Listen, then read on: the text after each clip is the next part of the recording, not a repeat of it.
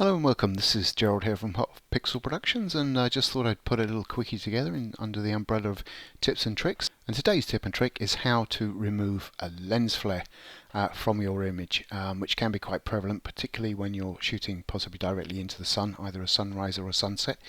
And this is what happened here in this shot that I took of the sun breaking over the horizon at dawn a couple of days ago.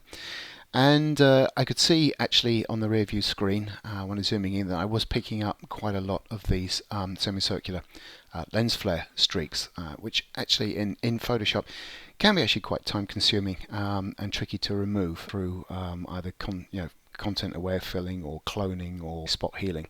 But there is a pretty nifty quick workaround for this, but in order to do it you're going to need to be locked down on a tripod, and you're going to need two images.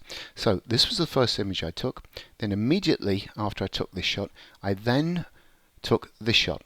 And that was actually just by placing my hand to cover or block out the sun, you can see that it actually eradicates and knocks out any lens flare. So all we need to do here is just press Ctrl or Command A to select the entire canvas area, and you can see that by the marching ants around the edge, connoting that we actually do have a full selection here. And then go Command C to copy.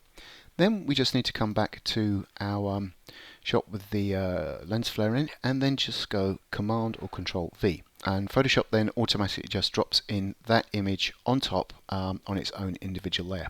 Now here's a quick word to the wise in terms of what you may need to look at. I was very lucky on this particular day. There was absolutely no wind or breeze or anything. It was about as still as Stonehenge.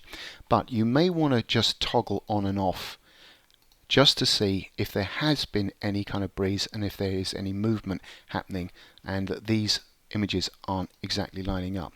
If you do find that's the case, then what you may want to have to do is to shift click on both of the layers and then just come up under Edit and come down to Auto Align Layers, and then just when the dialog box comes up, just leave it on auto, click OK, and Photoshop will then think about it and it will realign it. Now as you can see, there was actually virtually absolutely no movement here whatsoever, barely a pixel. But if it has actually had to do quite a lot of realignment, you may find that you will have kind of a transparent edge around it where it's had to realign. So all you need to do is just come up under your crop tool and click on any of the corners, but before you start dragging in, just hold down the Option or Alt key and the Shift key, and that will constrain the aspect ratio and bring it all down in proportion. So I'm just going to do that just for demonstration purposes. Double click to accept it, and now we have it recropped, and there's absolutely no movement whatsoever, and we haven't really lost any much of the image area either. So now all we need to do is we need to mask out this top layer. In order to do that, we'll just come down to the bottom of our layers palette, and before we click on the Add Layer Mask, which is this rectangle with a circle in it, you want to hold down the Option or Alt key, then click.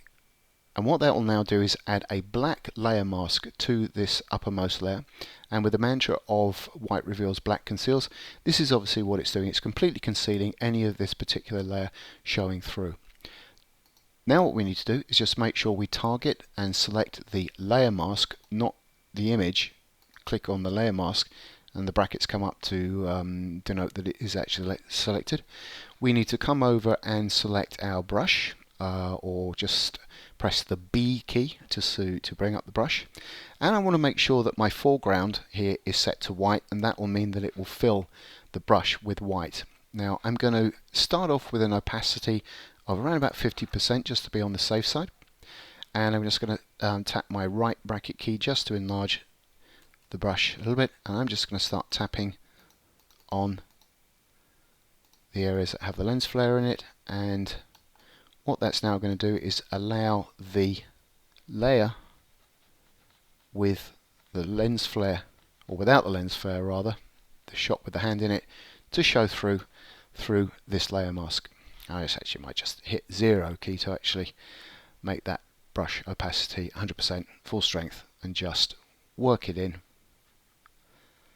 And now, as I say, this mask is now allowing this hand shot to show through that didn't have the lens flare on it, and if I just toggle this on and off, you can now see the result, and hey presto, no lens flare.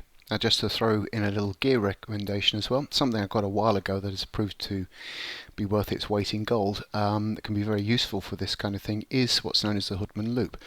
And what this allows you to do is obviously to look through it and see the rear screen in magnification, to be able to check things like focus to make sure that's pin sharp, and also look for anomalies like lens flare that may be creeping into the shot. And also, because it's hooded, it's very, very useful to be able to review the image, particularly in very, very bright light situations where there may be a lot of reflective glare coming off your back screen. As I say, with the hood, it blocks out all that ambient light and gives you a good, clear view of what's going on. And as you can see, it comes with the lanyard, nice little carrying case, and there's also on the B&H website there's a nice little demo video here which will tell you all about it. And if you don't quite have 20/20 vision or you wear glasses, it does have a diopter here that you can just rotate. That will bring everything into focus for you, and nets out at around about $80.